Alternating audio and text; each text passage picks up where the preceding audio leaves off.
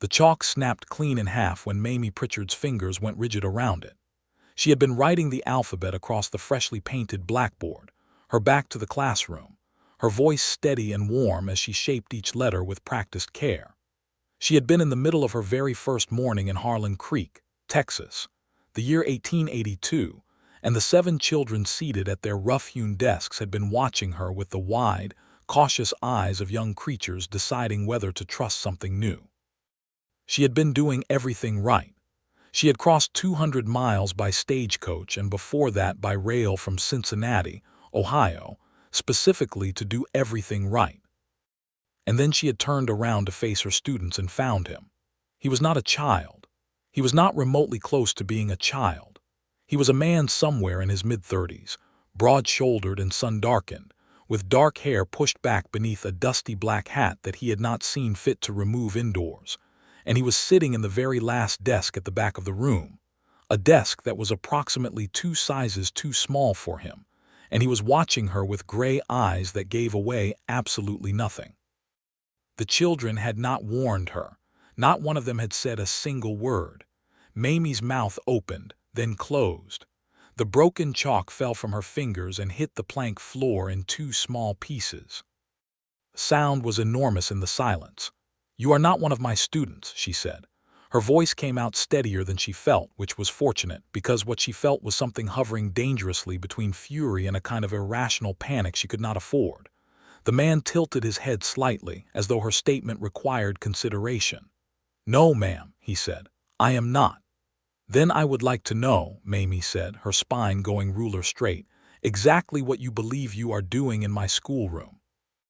The smallest girl in the front row, a child of perhaps 6 with red braids and a gap in her front teeth, turned around and said with perfect cheerfulness, "That is our papa." The revelation hit Mamie somewhere between her sternum and her stomach. She looked at the 7 children. She looked at the man in the too small desk. She looked at the 7 children again and counted the ways in which they were all, unmistakably, the same person shrunk down to various sizes, the same dark hair, the same particular set of the jaw, the same gray eyes watching her from 7 different angles.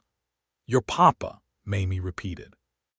"Dexter Garrett," the man said, and he stood up from the desk, and she understood immediately why the desk had looked ridiculous, because he was well over 6 feet, and the room seemed to reorganize itself around him when he rose. He did not extend his hand. He simply stood there with his hat still on and regarded her as though she were a problem he was working through. "You are Miss Pritchard." "I am," she said, "and you are in my classroom without my permission, Mr. Garrett."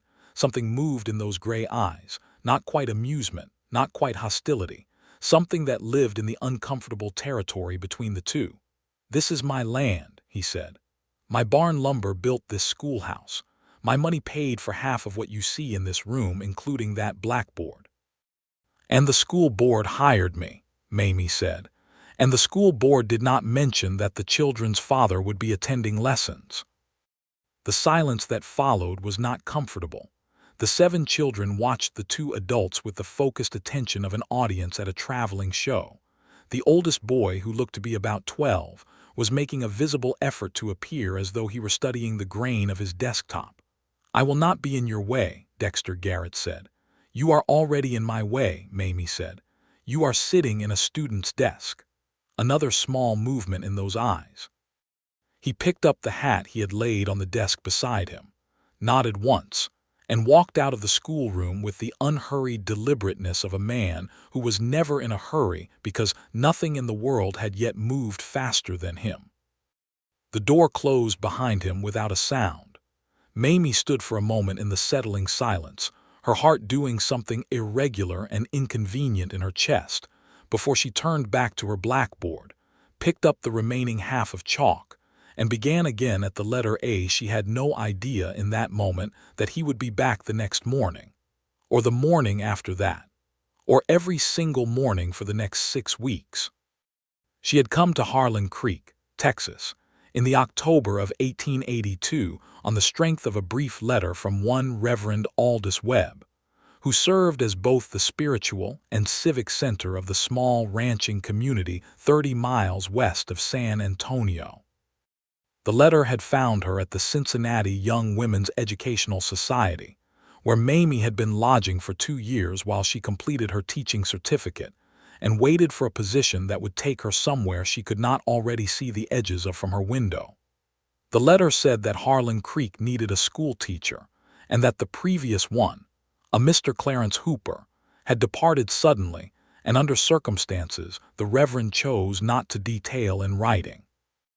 The letter said the position included a modest salary, a private room at the Widow Holloway's boarding house, and the use of a horse for weekend travel should she require it. What the letter had not said was anything about Dexter Garrett. Mamie had arrived on a Tuesday evening, and the Reverend had met her at the stage stop himself, a small round man with kind eyes and an enormous white beard who had taken her trunk in both arms and refused her assistance with such firm good cheer that she had let him do it. He had walked her to the boarding house, introduced her to the Widow Holloway, a sharp-eyed woman of 60 who ran her establishment with military precision, and told Mamie that school would begin Thursday morning. 7 students, he had said, counting them off on his fingers. The 7 Garrett children. Nathaniel, he is 12. Then there are twins, Marcus and Ruth, who are 10. Then Josephine, she is 8. Then Clara, 6. And the little ones Daniel and James are 5 and 4, though I will confess James is barely 4 and it is possible he will spend more time sleeping than learning, but his father was insistent. Their father, Mamie had said, because even then something in the Reverend's voice had caught her attention like a splinter. Dexter Garrett, the Reverend said, with the particular tone people used when they were deciding how much of something to say. He owns the Garrett Ranch, has for 15 years. He is a serious man, Miss Pritchard, serious and private. He lost his wife 3 years ago. Caroline fever. It was very hard. Mamie had said she was sorry and she meant it, and she had stored the information in the careful, organized way she stored all information, and she had gone to her room and prepared her lessons and gone to bed. She had not been prepared for the man himself. She was not prepared, if she was being honest with herself, for any part of what Dexter Garrett turned out to be. He came back the next morning. He came in before the children arrived, which meant she heard the door open and turned from the blackboard and found him already selecting the same back row desk, settling himself into it with an expression of complete composure, as though the conversation the previous morning had been a minor administrative matter now fully resolved. Mamie set down the chalk she had been using to write out a series of arithmetic problems and folded her hands in front of her. She was 26 years old, she had her certificate, she had a room at the Widow Holloway's, and she had not crossed 200 miles in a rattling stagecoach to be managed by a rancher who had apparently decided that his substantial financial contribution to the school gave him the right to audit its curriculum. Mr. Garrett, she said. Miss Pritchard, he said, we discussed this. You spoke, he said, I listened. And then you left. And then I left, he agreed. And now I am back. Why? She asked, and she meant for the word to come out sharp, but it came out something closer to genuine, and she saw the slight change in his expression that meant he heard the difference too. He was quiet for a moment. Outside the schoolhouse, she could hear the distant sound of the ranch's daily business, the particular rhythms of a working cattle operation at the height of the fall season, men calling to each other horses, the low complaint of cattle. The morning light was coming through the 2 south-facing windows at a low, clean angle, and it lay across the plank floor in long gold bars and caught the dust that she had not entirely managed to clear yesterday. My children have not had regular schooling in 8 months, Dexter Garrett said finally. Nathaniel reads adequately. The rest are behind where they should be. I want to know what they are being taught and how. I am prepared to send you weekly written reports, Mamie said. I do not read well, he said, and there was no embarrassment in his voice, only the flat delivery of a man stating a fact the same way he might state that the well was 40 feet deep. My wife taught the children their letters. I never had the schooling she had. He paused. I can manage numbers. Words on a page give me trouble. Mamie was quiet for a moment. She had not expected that. She had constructed an explanation for his presence that involved control, distrust, possibly some specific grievance against the school board or the departed Mr. Hooper, and she had been prepared to argue against all three. She had not constructed an explanation that involved a man sitting in a too small desk because he was afraid of what he could not read. "You could learn," she said, before she had thought fully about whether she should say it. His gray eyes moved to her face in a way that felt, for reasons she could not entirely explain, like being touched. "I am 34 years old," he said. "Yes," she said, "and letters do not know how old you are." The door burst open then, and the Garrett children arrived in a cascade of noise and movement. Little James running directly into the back of Josephine's legs, and being caught by the hand by Marcus before he could fall, red-braided Clara shouting something about a lizard she had seen on the fence post, Nathaniel bringing up the rear with the self-conscious dignity of a 12-year-old who has decided he is nearly a man. They streamed past their father without apparent surprise at finding him in the back of the room, which told Mamie everything she needed to know about how long he had been planning this particular arrangement. She taught them the morning lesson.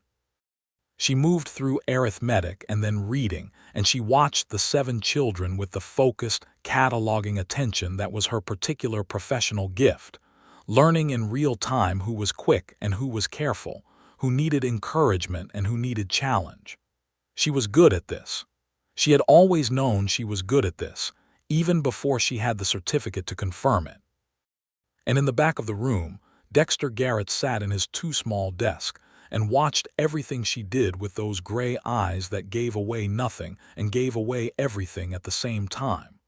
By the end of the week, she had stopped telling him to leave. It was not that she had stopped wanting to tell him. It was that she had begun to notice things. She noticed that when she was reading aloud, his lips sometimes moved very slightly, as though he were tracing the words. She noticed that when she wrote long words on the blackboard and sounded them out by syllable, his eyes stayed on the letters longer than was strictly necessary for a man who claimed he could not read. She noticed that on Friday afternoon, when she set the older children to copying out a paragraph from their primer as a penmanship exercise, he was watching her right hand as she demonstrated the correct grip on the pen, with an attention so fixed and private it had the quality of something he would not have wanted her to see. She pretended not to notice. She continued her lesson, but something had shifted in the careful, organized files of her mind, and it was sitting in the Dexter Garrett folder, and it was expanding. On Saturday she went to see Reverend Webb.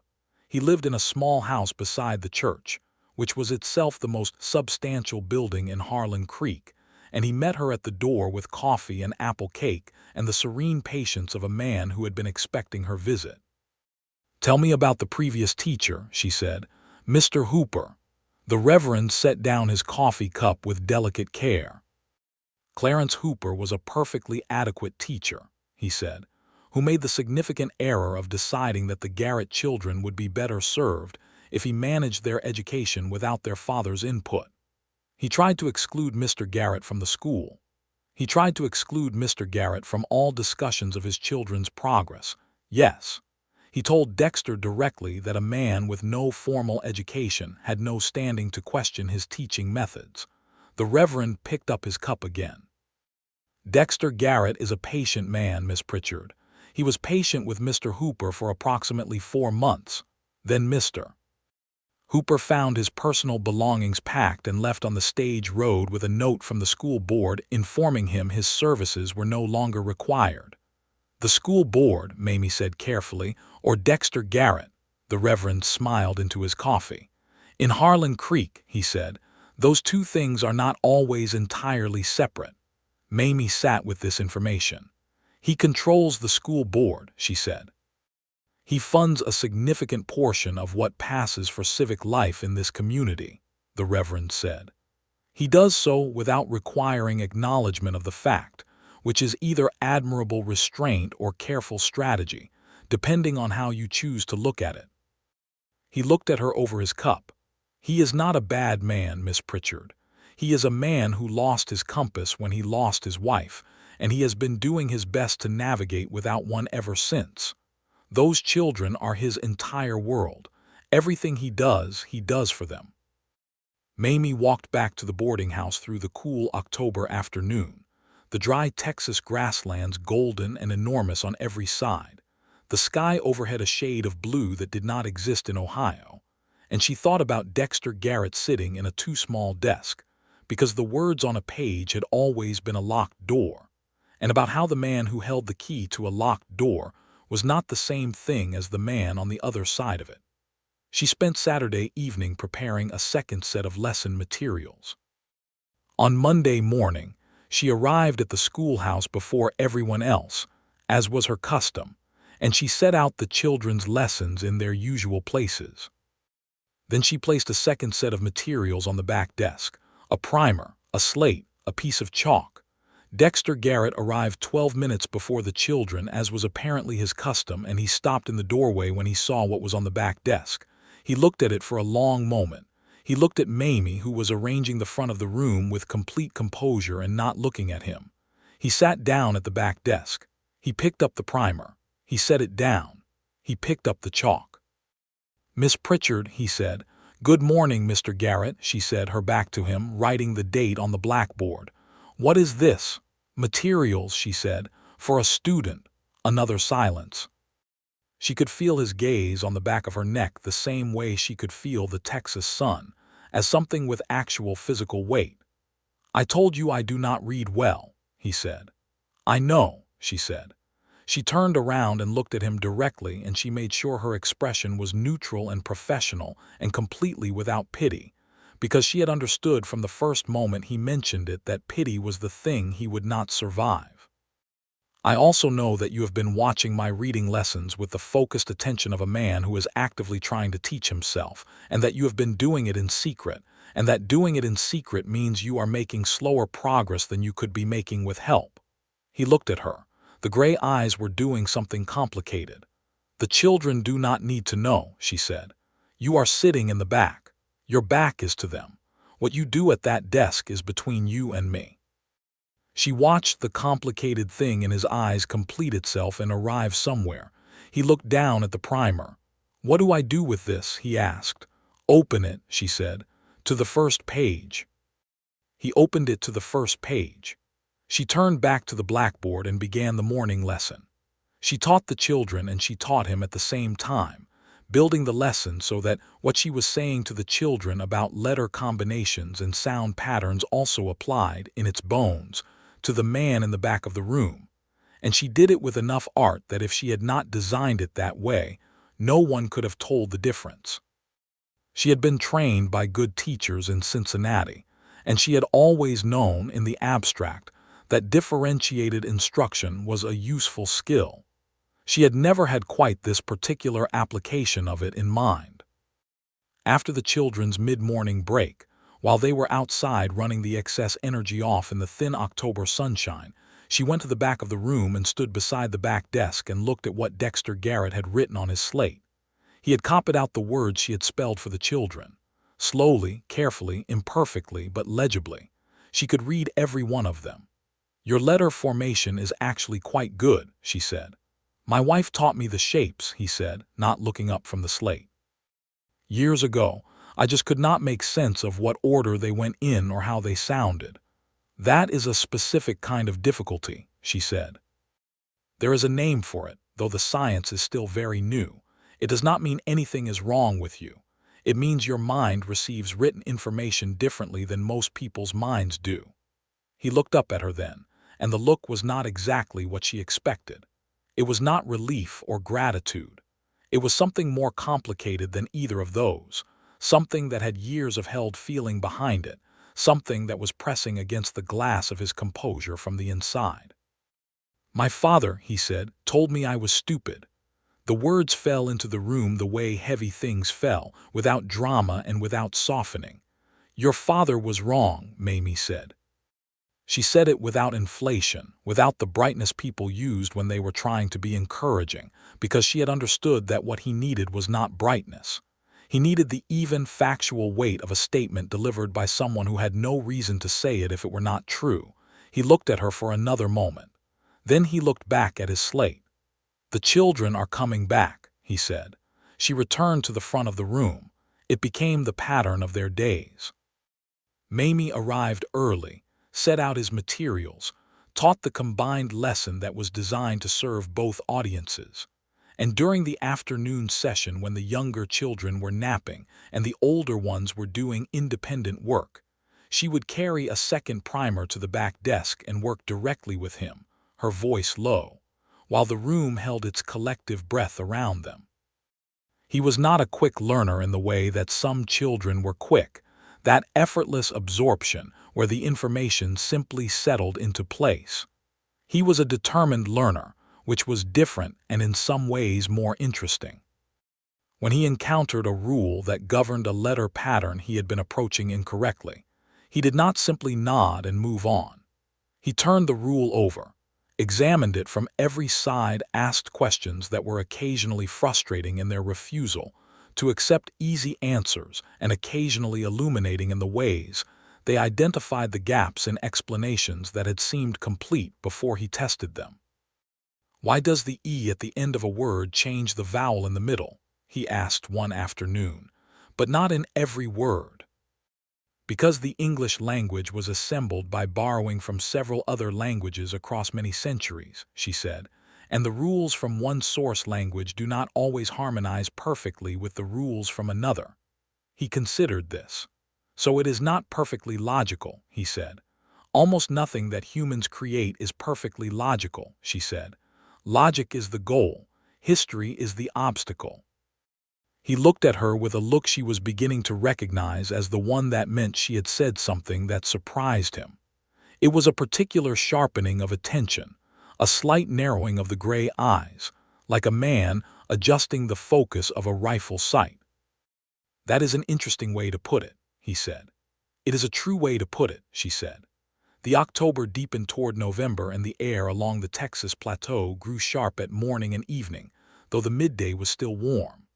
The grasslands turned shades of amber and rust that had no equivalent in Ohio, and Mamie found herself stopping on her morning walk from the boarding house to the schoolhouse to look at the light on the land with a physical pleasure that was not entirely familiar to her. She had grown up in a city. She had grown up surrounded by the achievements of human arrangement, streets and buildings, and the organized distances between things. This country was the opposite of that, and she was, to her own surprise, not diminished by it but expanded. She wrote to her friend Alice in Cincinnati. She described the landscape with care. She described the 7 Garrett children in detail, their particular qualities, Nathaniel's quiet seriousness, the twins' competitiveness with each other, Josephine's gift for arithmetic, Clara's endless stories, Daniel's patience, little James, who had indeed spent the first 2 weeks of school sleeping through the afternoons on a folded blanket in the corner, and was now, in his 5th week, actually attending to the letters on the blackboard with an expression of frowning concentration. She did not describe Dexter Garrett in detail. She wrote that the children's father sat in on the lessons, and she wrote that she had resolved the situation to her satisfaction, and she left it there. What she did not write to Alice was that she had begun to notice things about Dexter Garrett that had nothing to do with his reading progress, and everything to do with the fact that he was a man, and she was a woman, and they were spending several hours together every day in a small room. She noticed that when he laughed, which was rare enough to be an event, it transformed his face entirely. The first time she heard him laugh was when little James, in a moment of academic pride, recited all 5 vowels by name, got to U, forgot the existence of Y, and declared himself finished with the air of a man who had just completed a substantial undertaking. The laugh was low and brief, a single moment of unguarded warmth that pulled the gravity out of his expression and left something younger and less defended in its place. And Mamie had been in the middle of commending James on his partial success, and she had looked up at the sound of it, and she had felt something happen in her chest that she preferred not to examine immediately. She noticed that he was unfailingly kind to his children in a way that was undemonstrative but absolute. He did not hug them or use soft words, at least not in front of her.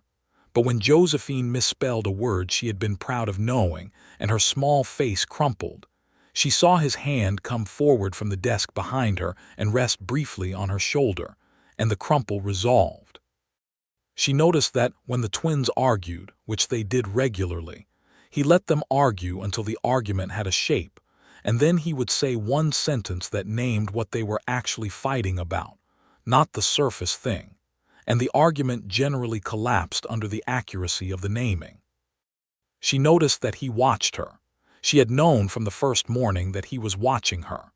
What she had initially read as surveillance and had gradually begun to reread as assessment, she was now rereading again, with the growing and inconvenient awareness that assessment was not the entirety of what it was. On a Wednesday in early November, the school board came to visit. The school board of Harlan Creek consisted of Reverend Webb, a cattle broker named Hiram Pollard who had money and opinions in approximately equal measure, and a woman named Susan Taggart who ran the general store with her husband, and who was, in Mamie's estimation, the most practically intelligent person in the entire town. They arrived together at mid-morning, entering the schoolroom with the slightly self-conscious dignity of people performing an official function, and Mamie welcomed them and continued teaching with only minimal disruption, which she intended as a demonstration. What she had not anticipated was Hiram Pollard's reaction to the man in the back desk. Pollard was a red-faced man in his late 40s who wore a good suit and a watch chain and carried his opinions on his face at all times. He looked at the back desk. He looked at Dexter Garrett. He looked at Mamie with an expression that said, clearly and without words, that he wanted an explanation and that he expected to get one. After the children were released for their mid-morning break, Pollard approached Mamie at the front of the room and said, in a voice that was not quite low enough, "Miss Pritchard, I was not aware that Mr. Garrett had been given permission to be present during instruction." "Mr. Garrett is present during instruction at my invitation," Mamie said, at full volume, which was a deliberate choice. Pollard blinked. Reverend Webb, who was admiring a drawing on the wall, smiled to himself. Susan Taggart looked at Mamie with brief, approving attention. "That is irregular," Pollard said. "It is effective," Mamie said. "Mr. Garrett's presence allows me to ensure that the approach I am using at school is reinforced consistently at home." Parent involvement in education is widely understood to improve student outcomes. This was true. It was also not the entirety of what Dexter Garrett was doing at the back desk, but it was true. Pollard looked at Dexter Garrett, who was standing now, having risen when the school board entered, and who was regarding Pollard with the gray eyes and the absolute stillness of a man who was also waiting. "Well," Pollard said, and adjusted his watch chain, "I suppose if Miss Pritchard has no objection." "I do not," Mamie said. Dexter Garrett looked at her across the room, and the look was brief and contained, and said something she did not have a word for yet. After the school board left, and the children had returned from break, and the afternoon lesson was underway, she brought his work materials to the back desk and sat beside him for the afternoon session. They worked on sentences. He was now at the point where he could decode most short words without assistance, and she was building from there toward the goal of fluid, independent reading. She wrote a sentence on his slate and he worked through it. "The horse crossed the dry creek bed," she said softly, reading what he had just decoded. "I know that sentence," he said. "The specific sentence." "No," he said. "I mean I know that thing, the horse crossing the dry creek bed. There is a place on my land where the creek goes underground in August and does not come back until November. My horse crosses it every day." He paused. "It is different," he said, "reading something that you know." "Yes," she said. "That is actually the entire principle of learning to read as an adult. The meaning was always there. The written form is simply the code for it." He turned to look at her, and they were sitting very close because the desk was small, and the slate was between them and she needed to see what he was writing. And when he turned, the distance between them was less than she had been aware of until this moment, and the gray eyes were very clear at close range, like pale water over a light-colored riverbed, and she looked back at him without moving because moving would have been an acknowledgement. "Miss Pritchard," he said. "Mr. Garrett," she said. Neither of them said anything else. After a moment she turned back to the slate and pointed to the next word on his practice list, and the lesson continued. That evening she sat at the small writing desk in her room at the Widow Holloway's, and she did not write to Alice.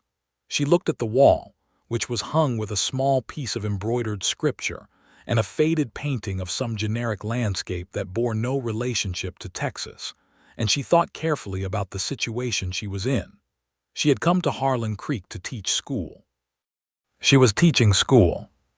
She was teaching school effectively, she believed, and she was doing something additional and unusual that was not in her contract and had not been in the Reverend's letter, but that she had undertaken freely, and that was also, she believed, going well. She was a professional woman with a certificate and a position and a salary. She was 26 years old, which was not young, in 1882, for an unmarried woman with professional ambitions, and she had made certain choices along the way, and she was comfortable with most of them. What she was not comfortable with was the feeling that was currently sitting in the middle of her chest and refusing to be filed. She was not a woman who mistook the intellectual pleasure of teaching a motivated adult learner for something personal. She understood that connection. She had experienced it before. It was a real and valid thing. It was not what this was. What this was something that had started in the moment she had looked at a man sitting in a too small desk, and understood that he was there not out of arrogance, but out of love for his children and a private war with his own limitation. And it had been growing in small, precise increments ever since, and she did not know what to do with it. She had never before wanted to do something that she did not know what to do with. It was not a comfortable experience. She went to bed and slept poorly and was at the schoolhouse by 7 the next morning with fresh lessons and a composed expression. He arrived at 7:15. This was earlier than his usual time. She was standing at the blackboard when she heard the door and turned to see him, and there was something different in the way he was carrying himself, something that was not his usual contained authority, but was more like the careful gait of a man negotiating uncertain ground. He sat down at the back desk and put his hat on the corner of it. He looked at his hands for a moment. She stood at the front of the room and waited, because she had learned that pressing Dexter Garrett for words before he was ready to produce them was about as productive as pushing on a stone wall. "I want to say something," he said. "All right," she said. "What you are doing," he said, and then stopped and looked at his hands again. She could see from 20 feet away the particular set of his jaw that she had begun to understand as him overriding something. "What you are doing for me. Teaching me the way you have been teaching me, without making it a thing in front of my children, without making me feel like a charity case." He stopped again. "You are not a charity case," she said. "You are a student." "That is what I mean," he said. "The way you said that just now, that is what I mean." He looked at her directly. "I have not felt like a student before. I have felt like a failure in the shape of a student. You do not teach failure. You teach the person who is trying not to be one." Mamie stood with this for a moment because it was the most words she had heard him say at once about something that was not practical or procedural, and it needed a moment's respect. "That is what teaching is supposed to be," she said finally. "I know," he said. "I just wanted you to know that I know the difference." The children arrived. The morning lesson began. 2 days later, on a Saturday, Mamie went to the general store to replenish her chalk supply and to look at the small but functional selection of additional primers that Susan Taggart had agreed to carry specially. She was examining a reader she had not seen before when she heard the door and turned, and Dexter Garrett walked in. He did not appear to notice her immediately. He went to the counter and spoke with Susan Taggart's husband Earl about a supply order. The practical, terse conversation of two men transacting business that both understood, and Mamie stayed on the far side of the store and pretended to read her primer and felt like a fool. Susan Taggart appeared from the back of the store, saw Mamie, saw Dexter Garrett, looked between the two of them with the quick, particular intelligence that Mamie had already come to admire, and made no indication of having noticed anything at all. "Miss Pritchard," Dexter Garrett said from the counter. He had noticed her. "Mr. Garrett," she said, "the children have been talking about a project you assigned," he said. "Something about plants." "A nature study," she said. "I asked them to collect and press 3 plants they could find on the property and bring them in next week so we can identify and label them." He nodded. "Nathaniel has been reading the grass," he said, and then his expression shifted slightly as though the word had surprised him. "Not reading the grass," he said, "looking at it, though I suppose that is what reading is." He paused. "That is not what I came to say."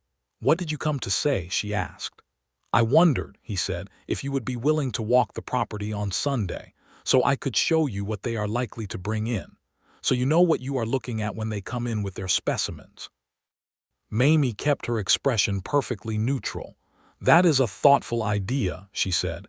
"It is a practical idea," he said. "It has nothing to do with anything else." "Of course not," she said. Susan Taggart, behind the counter, turned to rearrange a shelf of canned goods with great industry. On Sunday morning, Mamie dressed carefully in her second-best dress, the dark green wool that was practical for outdoor walking, and that she told herself she had chosen entirely for practical reasons, and she walked the 3/4 of a mile to the Garrett ranch. The ranch was substantial.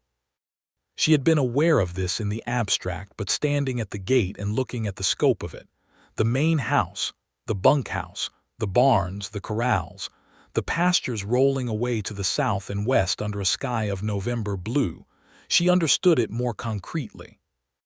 This was not a small operation held together by persistence and hope. This was something a man had built with intention and protected with determination over a period of years, and the scale of it said something about the scale of him. He was waiting at the gate. He was not wearing his hat, which was the first time she had seen him without it, and the morning light found angles in his face that she had not had occasion to observe before. A strong nose, jaw dark with morning stubble, lines at the corners of his eyes that were partly sun and partly something that had nothing to do with sun. He handed her a second hat, a plain brown felt hat with a practical brim.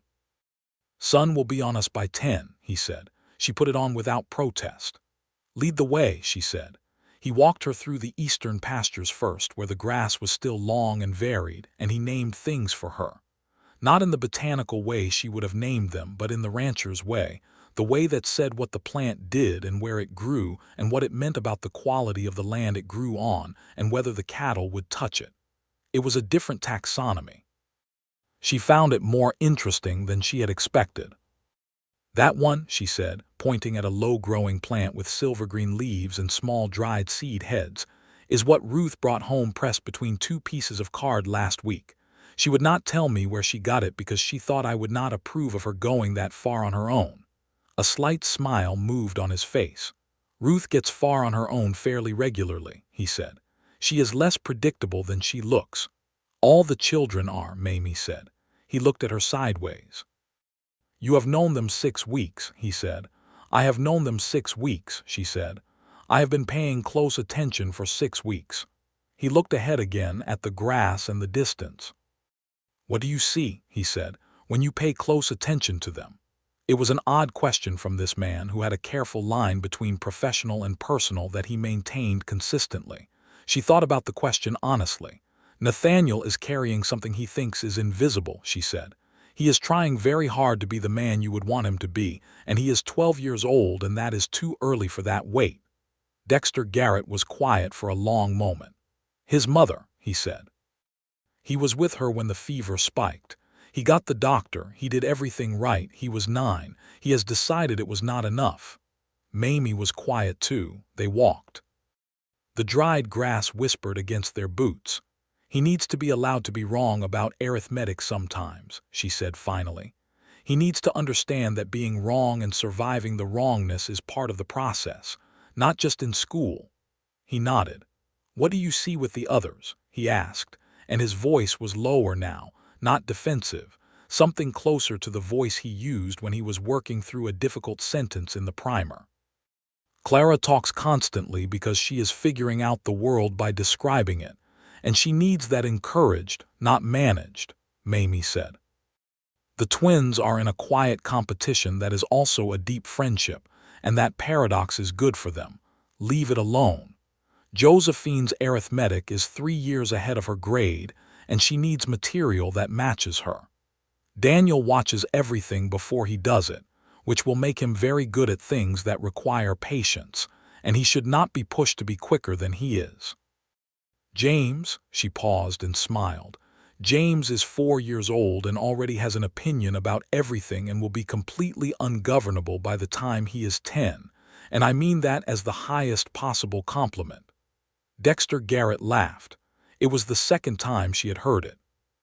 It lasted a little longer this time, and it had that same quality of transformation, the gravity leaving his face and something warmer and more open taking its place, and Mamie looked at the middle distance and felt the feeling in her chest do something involuntary and inconvenient. "You are right about all of them," he said, when the laugh had settled back into his usual register. "I know," she said. He looked at her again with that particular sharpening look. "You have a lot of confidence for a school teacher," he said. "I have exactly the amount of confidence that my training and experience justify," she said. "My training and experience justify a good deal of it." "I believe that," he said. They had stopped walking without her noticing when they had stopped. They were standing at the edge of the eastern pasture where it met a line of live oak trees, their branches heavy and permanent in the still morning air, and the ranch was visible at a distance behind them, and the land opened ahead of them into the pale blue November sky, and they were standing not far apart, the way two people stood when they had been walking together and had simply both stopped at the same moment. "Miss Pritchard," he said. "Yes," she said. "I appreciate what you have done," he said. He was looking at her directly in the way she had come to understand was his only mode, this man who did not slide around things. "Not just for the children, for me. I want you to know that I am aware it is more than your position requires." "It is within my position," she said. "I make that determination." "I know you do," he said. "That is part of it." She looked at him, and the look was not the professional neutral she had been maintaining carefully for 6 weeks. She was not sure exactly when the careful maintenance had lapsed, but it had, and she was aware of it, and she was not in this moment with the live oak trees and the November sky and the dried grass silver in the morning light, doing anything to correct it. "Part of what?" she asked. He was quiet for a moment. In the distance a horse called out and was answered by another. "Part of why I keep coming back to that desk," he said. "It is not only the reading." The silence that followed was not uncomfortable. It was the particular kind of silence that has something in it, that is full rather than empty, that both people in it are aware is happening. "I know that," she said quietly. He looked at the live oak trees and then back at her. "I should take you back," he said. "I did not bring you out here to—" He stopped. "I know why you brought me out here," she said, "and you did show me the plants. That was real." "It was real," he agreed. "The other thing," she said, carefully, professionally, the part of her that had the certificate and the position and the salary carefully asserting itself, "is something that requires some thought, on both our parts." "I know that too," he said. They walked back toward the ranch house. Clara came running out of the front door before they were fully through the gate, and launched herself at her father's legs with a story about a dog that had gotten into the kitchen garden, and the professional distance restored itself naturally in the presence of 7 witnesses, and Mamie said her goodbyes and walked back to the widow Holloway's boarding house under the November sky and felt the full weight of what she was in the middle of. She was not afraid of it. That surprised her. She had thought she might be afraid. She was not. The following week was the nature study presentations, and Josephine brought in 4 pressed plants instead of 3, with a small handwritten label on each that identified the plant by the name she had found in the one natural history book in Mamie's collection. and Mamie spent the better part of the afternoon lesson turning Josephine's extra credit into a full class discussion, while Nathaniel looked quietly impressed, and the twins competed over who had found the more interesting specimens. And at the back of the room, Dexter Garrett was reading, slowly and carefully, a single page of text that Mamie had left on his desk. It was a page from a reader that was somewhat above the level she had been assigning him. She had done it deliberately, without telling him, to see what he would do with it. What he did was work through it steadily for the entire 2 hours, and when the children were gathering their things at the end of the day, she walked to the back desk and looked at the page and saw that he had underlined every word he had decoded successfully, and circled the ones that had given him trouble and written his own phonetic approximations in the margin. He had developed his own system for managing the difficulty. He had done it without being told. He had done it in the same way he had built the ranch, by looking at the problem clearly and designing a solution for the specific shape of it rather than waiting for someone else to provide him one. "This is good work," she said quietly, looking at the page. "The story on that page is about a man who builds a fence across a dry plain," he said. "I wanted to know how it ended." "How does it end?" she asked. "The fence holds," he said. "Everything he was trying to keep in stayed in." She looked up from the page and found him looking at her with the gray eyes that she now knew had approximately 40 different registers that she had been cataloging without entirely intending to. And this was one she had not seen before, something open and direct and without any of the usual careful management. "Mamie," he said, and it was the first time he had used her name, and the sound of it in his voice was nothing she had been prepared for. The children were still in the room. Ruth was looking for her hat. Daniel was helping James button his coat. Nathaniel was at the door. Josephine was telling Clara something important. "Mr. Garrett," she said softly, a reminder. He looked at the children and then back at her. "Sunday," he said. "Come again Sunday." She met his gaze for one moment. "Yes," she said. Over the following weeks, Sunday walks became a fixture of her week.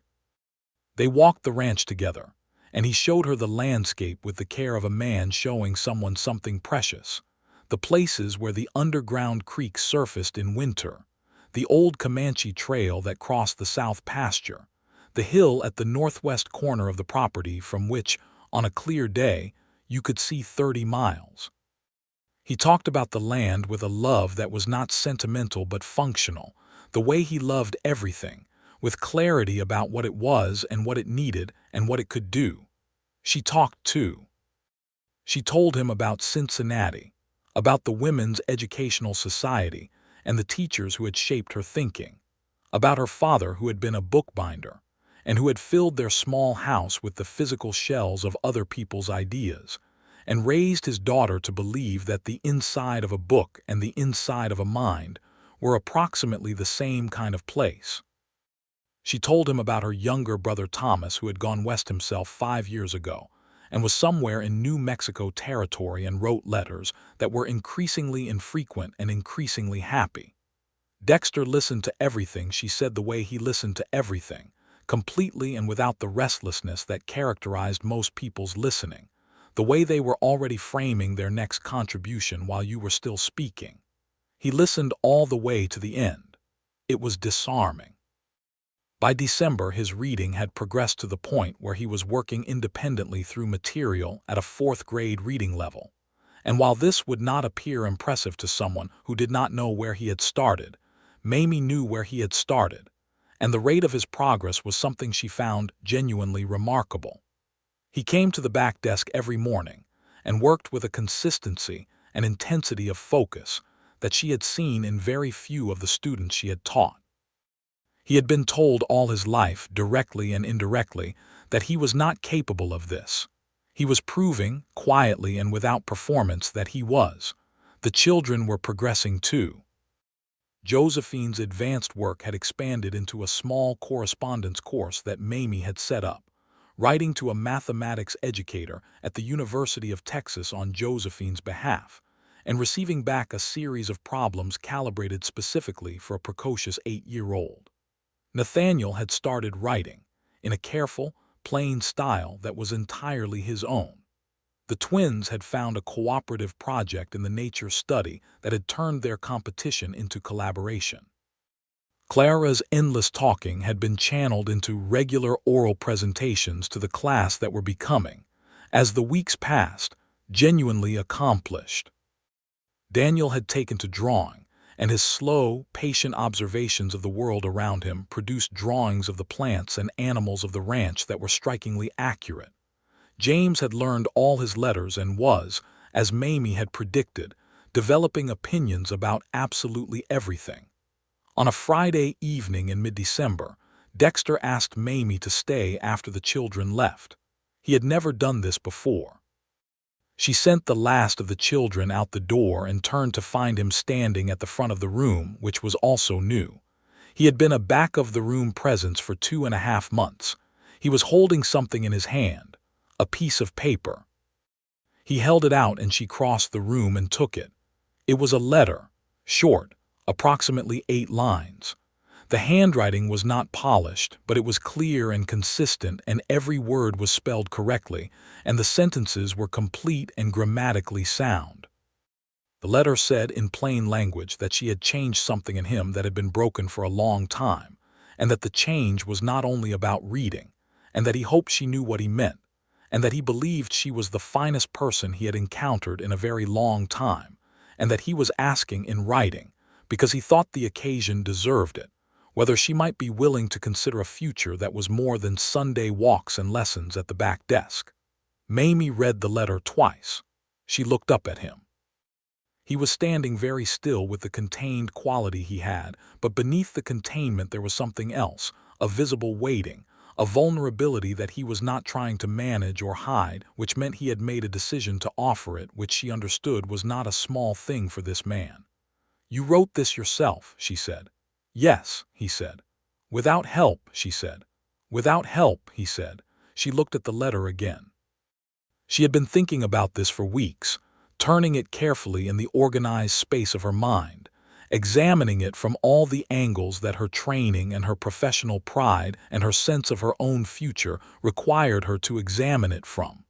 She was a teacher. She was his children's teacher, which was a specific kind of complication. She was a woman of independent mind and professional ambition in a time and a place where those things were not simple.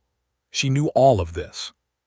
She also knew that she had been falling in love with this man since approximately the 4th week of November, possibly earlier, possibly from the Sunday in October when he had laughed at James and turned into a different, younger, more accessible version of himself for about 30 seconds. And that the careful examination of complications had not changed the fundamental fact of the falling. "Dexter," she said, and she used his given name deliberately so he would know she had heard him. The contained quality broke open just slightly, like a seam giving, not dramatically, but with the particular relief of a thing that has been held under pressure for a long time finally being released. "I am willing to consider it," she said. "More than willing." He crossed the distance between them, and she did not know if he moved or if she did, or if it was both of them moving simultaneously, and he took her hands in both of his, which were the hands of a man who worked physical land, large and calloused and warm, and he looked at her with the gray eyes at close range and said, "I am going to ask you properly. Eventually, when I have more of the words." She looked up at him. "You have all the words you need," she said. "You have had them for some time." He leaned forward and pressed his forehead briefly against hers, a gesture that was somehow more intimate than a kiss, and then stepped back because they were still in the schoolhouse, and the widow Holloway's opinion of propriety was not something either of them could ignore entirely. Christmas in Harlan Creek was a community affair organized primarily by the Reverend Webb and secondarily by Susan Taggart, involving a church service and a shared dinner, and a small pageant in which, Mamie discovered, the school was expected to participate. She organized the children into a presentation that combined readings, a brief piece of natural history illustrated by Daniel's drawings, and a recitation of a short poem that she had been preparing with Clara for 2 weeks. On the evening of the Christmas pageant, the schoolhouse was transformed by lamplight and pine boughs into something that bore little resemblance to its daily self, and the 7 Garrett children performed with a precision and a confidence that drew genuine applause from the assembled Harlan Creek community. And Mamie stood at the side of the room and watched them and felt a complex and specific pride. Afterward, in the cleared space while the adults ate and talked and the children ran between tables, Dexter came to stand beside her, and they stood together in the warm lamplight without speaking for a time, and it was the most natural thing in the world. "They did well," he said. "They did," she said. "You did well," he said. "They did the work," she said. He looked at her with the 41st register, something she had not seen before that was quieter and deeper than all the others. "I want to tell you something," he said. "All right," she said. "I have not been happy," he said, "in 3 years. Since Caroline, I have been functional. I have done the work and raised my children and run my ranch, and I have been functional. I did not expect to be more than that again."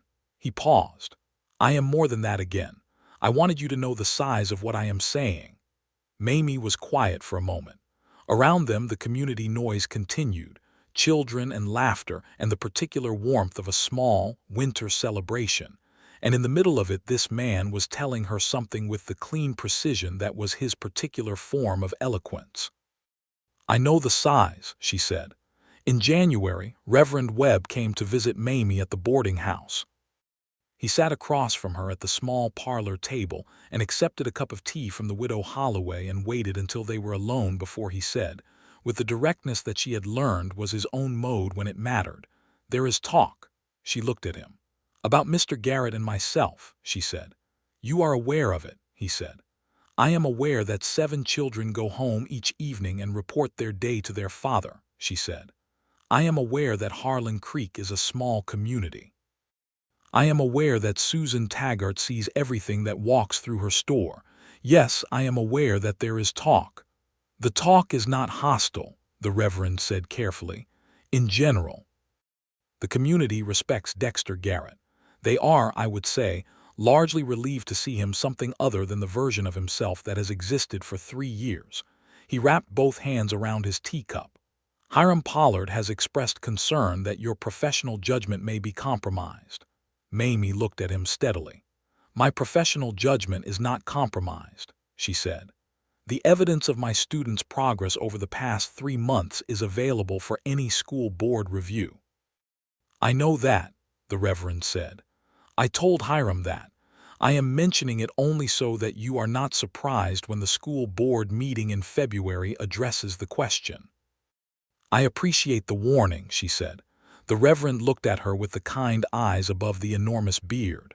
"I am also here, personally and not officially, to tell you that Caroline Garrett was my friend," he said. "I knew her for 12 years. I baptized every one of those children. I buried her." He paused.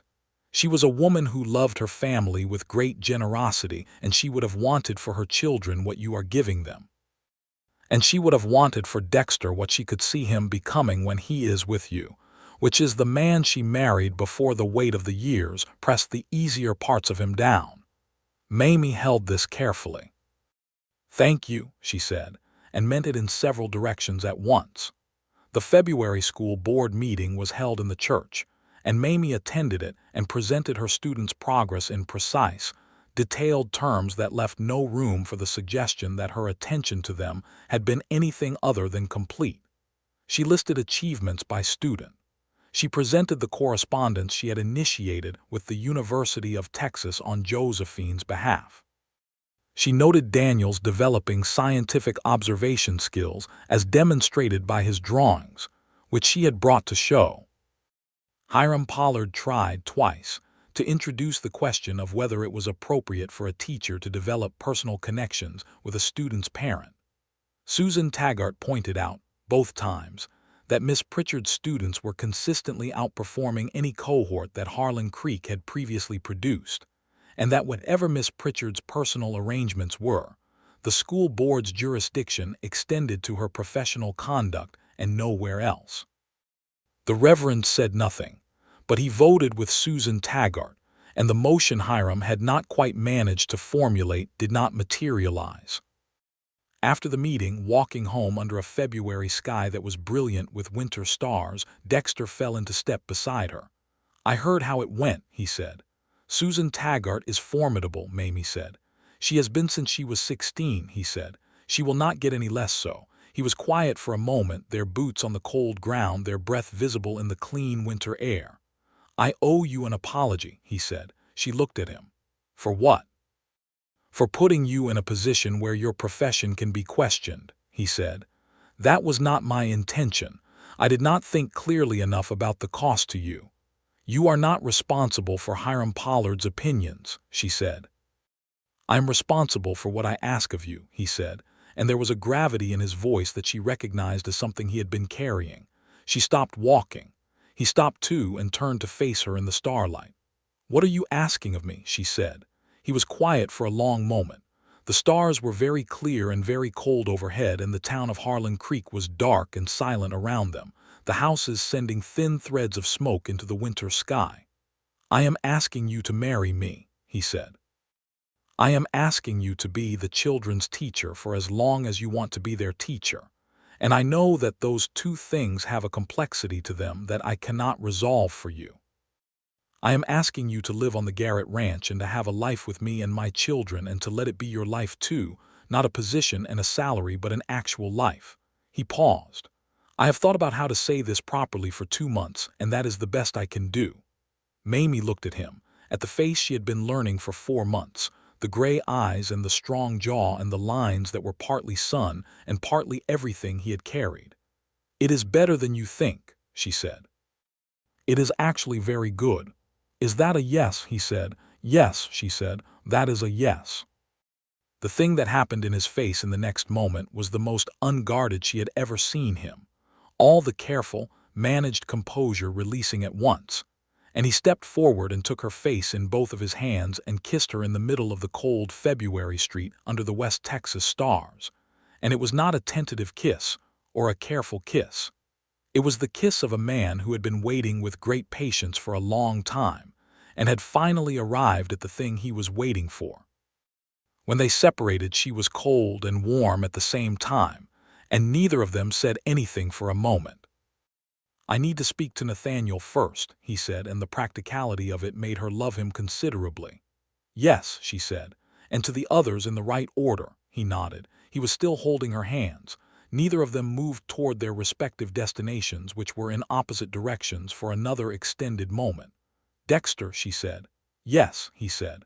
"I want you to know," she said, "that this is not a sacrifice of my ambitions.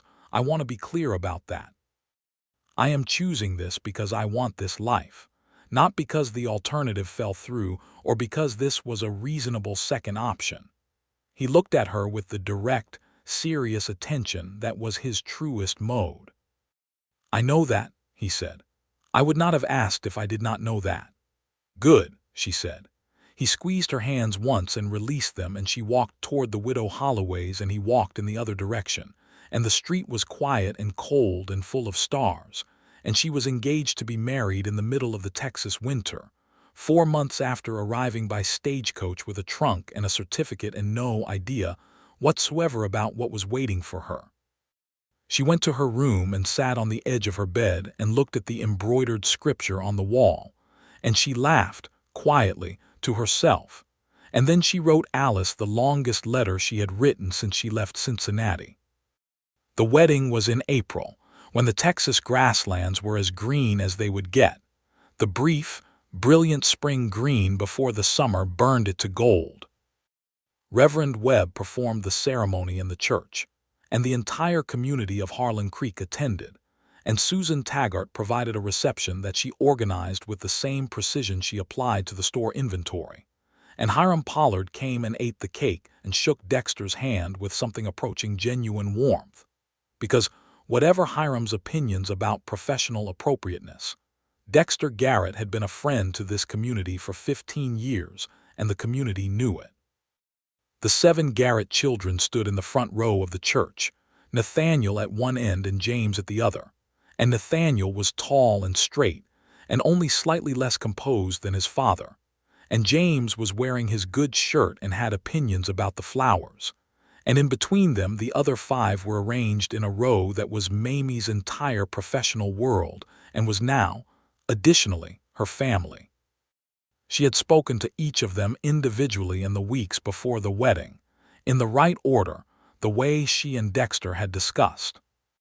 Nathaniel first, who had listened with his quiet seriousness and then said, after a long pause, "I am glad my father is happy," with the slightly formal precision of a 12-year-old who was choosing his words carefully.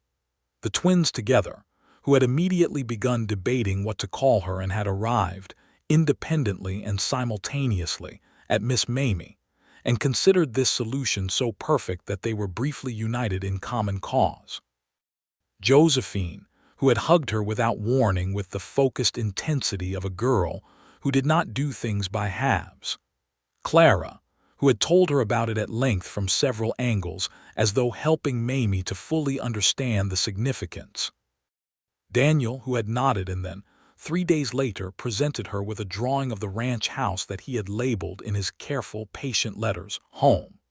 And James, who was 4.5 years old and who had looked at her with enormous gray eyes when she sat down with him and said that his papa was going to marry her and they were going to be a family, and who had considered this for a moment and then said with great seriousness, "Can you make pie?" "I can learn," she had said. "All right then," James had said, and that was apparently the entirety of his deliberation. They moved into the ranch house after the wedding, and the adjustment was not seamless, because nothing genuine ever was, but it was good. Mamie brought her books and her trunks and the embroidered scripture from the boarding house wall, which the widow Holloway had pressed into her hands at departure with brusque fondness, and they found places for everything, and the house absorbed the additions and became something that was neither entirely what it had been before nor an entirely new creation, but a combination. She continued to teach. The school board had made no formal objection after the wedding, in part because the parents of Harlan Creek, who did not have children currently in school, had been listening to the parents who did, and what they heard was that their children were doing things that previous teachers in Harlan Creek had never managed to help them do.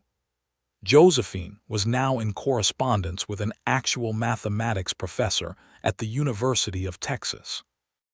Daniel's drawings of the ranch's flora and fauna were being gathered into a collection that the professor had described, in his last letter, as having genuine scientific value. Clara had begun writing down her oral presentations and showing an aptitude for composition that was unusual. Even Nathaniel, who was now 13 and at the far edge of the age range for the school, had agreed to continue through the following year on the strength of a reading project that Mamie had designed specifically for him. And Dexter, in the evenings, when the children were in bed and the house was quiet, read.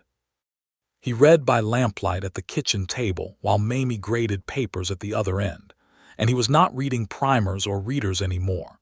He was reading the newspaper from San Antonio when it arrived twice a week, and he was reading the Cattleman's Almanac that he had been having someone read to him for years.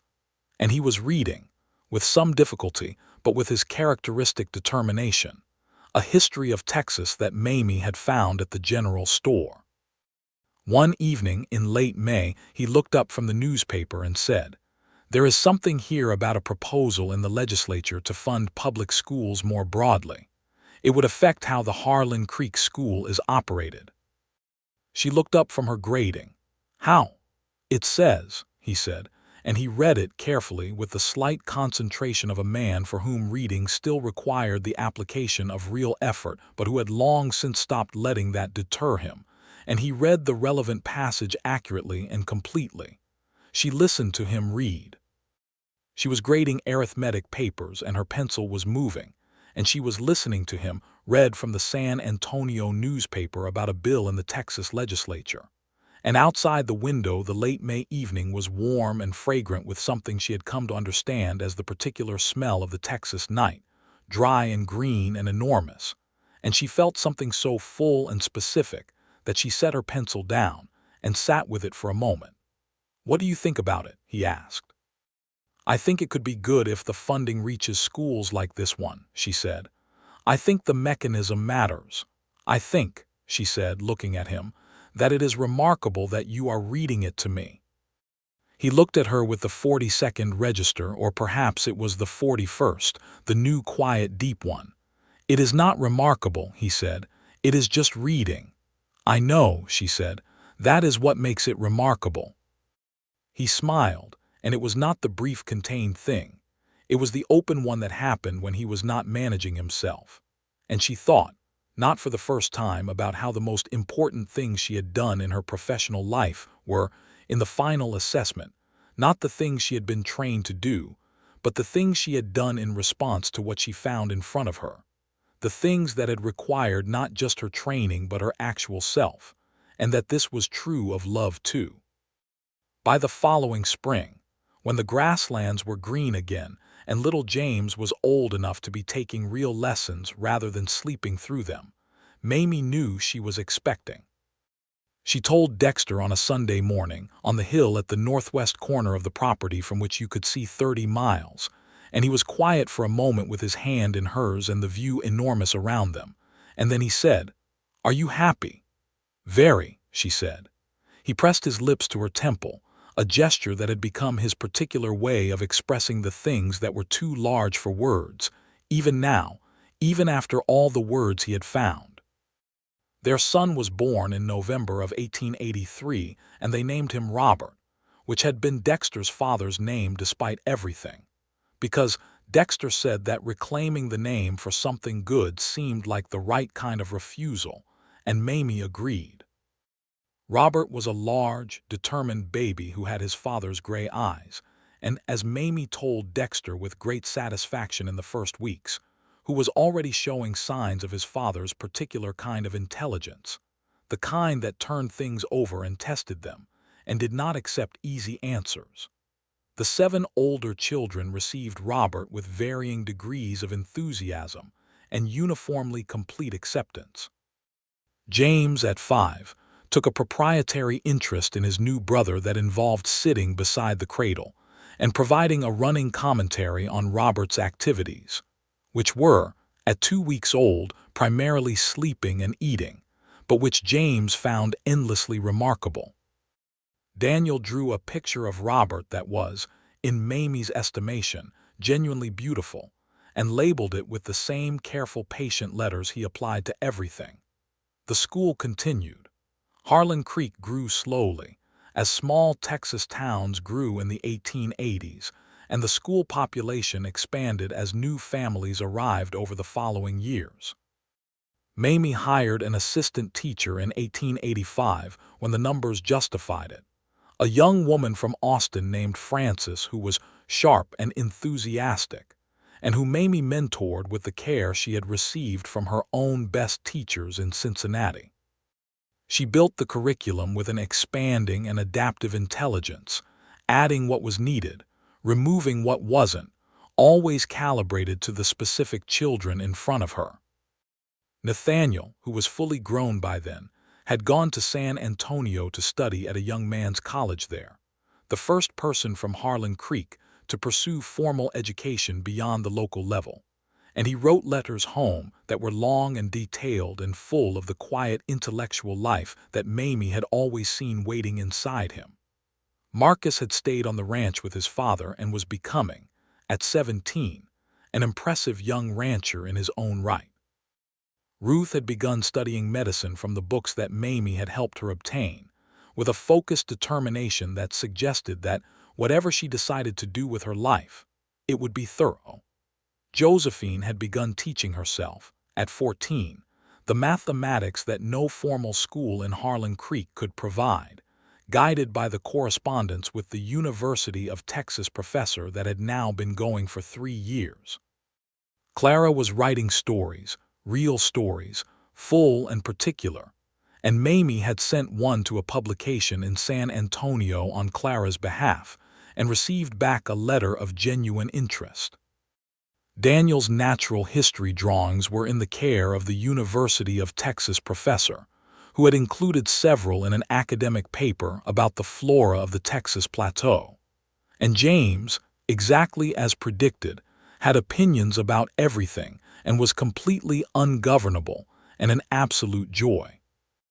On a Sunday afternoon in the fall of 1885, Mamie and Dexter were sitting on the porch of the ranch house in the particular golden October light that had been her first Texas revelation 3 years ago. Robert was 18 months old and asleep inside. James was chasing something in the yard with focused intent. The other children were distributed across their various occupations on the property and beyond it. Dexter had a book in his lap. Not a newspaper, not a reader, a real novel, a thick one, and he was in the middle of it. And he was reading with the concentration that never quite became effortless, but had become, over years, simply his way, a thing he did as naturally as he did any other demanding physical task. Mamie had her own book, and she was not reading it at the moment. She was watching the light on the grasslands and listening to the particular sounds of a ranch in the afternoon, and she was thinking about the letter she had received yesterday from Alice in Cincinnati, who was asking whether Mamie ever missed the city. She thought about it honestly, as she tried to think about everything. She did not miss Cincinnati. She missed Alice, and she could write to Alice, and Alice was already planning a visit for the following summer. She did not miss the careful, bounded life she had been moving through in the years before the Reverend's letter arrived, the good, contained, professional life that had been entirely respectable and had not known yet that something larger was possible. She looked at Dexter, who was reading in the October sunlight with his boots on the porch rail and his hat pushed back, and she felt the simple, full weight of the life she had arrived at. "What are you reading?" she asked. "A history of the cattle drives," he said. "The early ones, the Kishom Trail. It is very detailed about the geography. I keep recognizing places." "Is it good?" "It is honest," he said, which was his standard for most things. "It talks about the Comanche and the displacement. It does not try to make it comfortable." He looked at her. "The man who wrote it was there. He is old now. He says what it actually was." "That kind of honesty is hard to find in print," she said. "I know," he said. "That is why it is good." In 1886, they had their second child, a girl they named Caroline, which Dexter had suggested quietly one evening, and Mamie had accepted with the understanding of what it meant to him and what he was honoring, and which seemed exactly right. Caroline was born in the spring, and she had Mamie's dark eyes and her father's jaw and an astonishing quantity of hair. And James, who was now 7 and formidably verbal, declared her the most interesting thing that had happened recently, which was high praise from James. The years settled into themselves with the texture of a real life, the kind that was not drama at every moment but that had, at its center, a warmth and a substance that made the undramatic moments as full as the extraordinary ones. There were hard seasons, a drought year that pressed the ranch to its financial limits, and required 3 months of decisions that Dexter and Mamie made together at the kitchen table by lamplight, going through the numbers with the same precision she brought to everything. There were illnesses that came through the family in the way that illnesses came through every family in that time and place, and they managed them with the practical love of two people who understood that management and love were not opposites but partners. Nathaniel came home from his studies in San Antonio and worked with his father for a year before going back to complete a degree that had taken him 2 years longer than planned due to finances. And Dexter had financed the final 2 years himself and said nothing about it to anyone except Mamie. Ruth continued her independent medical study and eventually went to Dallas to train formally, one of the first women to do so in that part of Texas, and Mamie had written her 2 letters of recommendation that Ruth said had made the difference. Josephine's mathematical correspondence had evolved into an actual sponsored position at the University of Texas, which she took at 17, which caused Hiram Pollard to make a public comment about exceptional young people in Harlan Creek and to take partial credit for the school that had produced her, and Susan Taggart to say, clearly and in public, that the credit belonged to Miss Mamie Pritchard Garrett, and that was the end of that. By 1888, James was 9 years old and Clara was 16, and working on a second story that the San Antonio publication had requested. And Daniel was in correspondence with a museum in Austin about his natural history collection. And Marcus was running the east section of the ranch independently. And the twins were 20, Ruth in Dallas and Marcus in Harlan Creek, and still deeply competitive and deeply close. Robert was 5 and in school, in the same schoolhouse where his father had once sat in the back desk in a too-small chair, and he had his father's determination, and his mother's clarity, and James's opinion of him was that he was satisfactory. On a September evening in 1888, Mamie was at the kitchen table working on next week's lessons, and Dexter was reading his third novel of the year, a development that had never stopped being quietly extraordinary to both of them. And James was supposed to be asleep, but was clearly not, based on the sounds from upstairs, and Robert was actually asleep. And little Caroline was 18 months and also actually asleep. And the ranch was doing the things a ranch did in the evening. And the lamplit kitchen held all of this at once. Dexter looked up from his novel and looked at Mamie across the table. "I have been thinking," he said, "about the novel." She said without looking up from her lesson plan. "No," he said, "about the first day of school when I walked in and sat at the back desk." She put her pencil down and looked at him. "What about it?" "You could have made me leave," he said.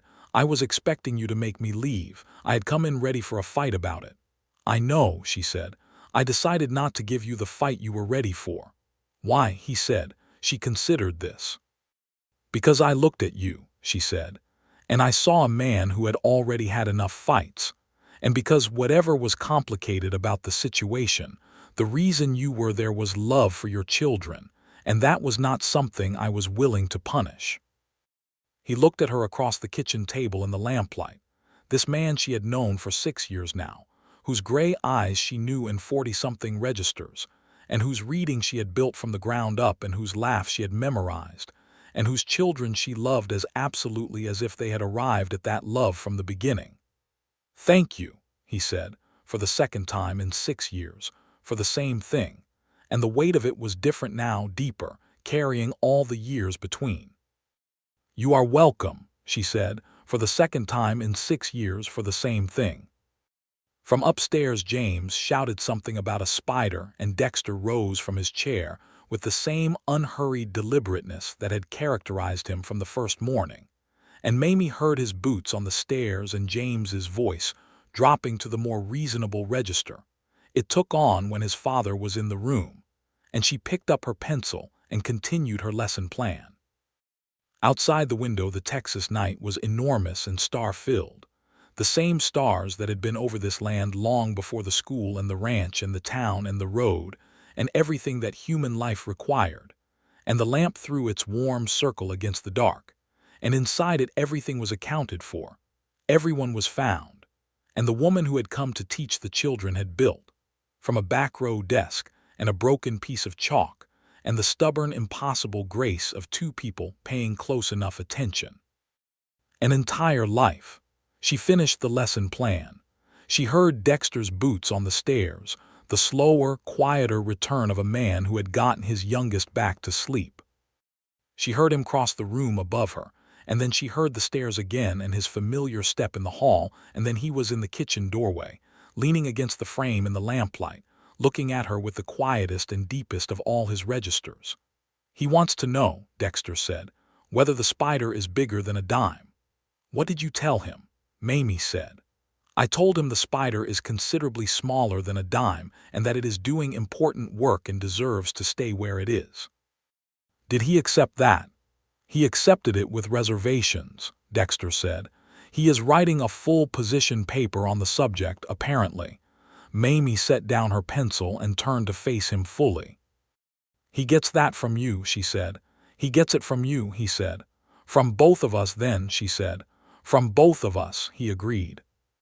He crossed the kitchen and sat across from her at the table and picked up his novel, and she picked up her pencil, and the lamp burned between them in the old reliable way, and the ranch settled into its night sounds around the house, and somewhere in the distance the Texas dark stretched out to its enormous edges, And here, in this kitchen, in this light, everything was where it was supposed to be. Robert would grow up to teach school himself, eventually, the Harlan Creek school that his mother had shaped, and that she remained the foundational intelligence of even after she stepped back from daily teaching to write the curriculum that Francis and later, 3 more teachers would use. James would become a lawyer in San Antonio and would argue, loudly and effectively, for causes that needed arguing, and would remain completely ungovernable his entire life, which was exactly as it should be.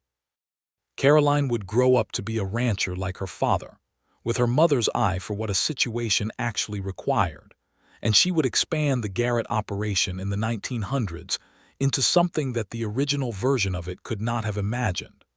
Nathaniel would eventually return to Harlan Creek with a wife and a degree and a calm, thorough intelligence that he had always had, and that the years had only clarified. Marcus would run the ranch with a steady hand, the competition with Ruth having evolved into a correspondence that was one of the great friendships of both their lives. Ruth would become the first woman doctor in her county, which would be documented in several places, and which she would not mention unless asked, which was also very her. Josephine's mathematical work would be referenced in academic papers for decades. Daniel's natural history collection would end up in the museum in Austin, where it remained a significant contribution to the record of the Texas Plateau. And Dexter Garrett, who had sat in a too-small desk in the back of a schoolroom with his hat on, and a private war with the written word that he had been fighting alone for 30 years, would read every day for the rest of his life, with the deliberate pleasure of a man who understood the value of a thing precisely because he had had to work for it, and who would tell his children and his grandchildren, when they asked how he learned to read, that he had a very good teacher, and he had been paying attention. And the two things together were sufficient for almost anything.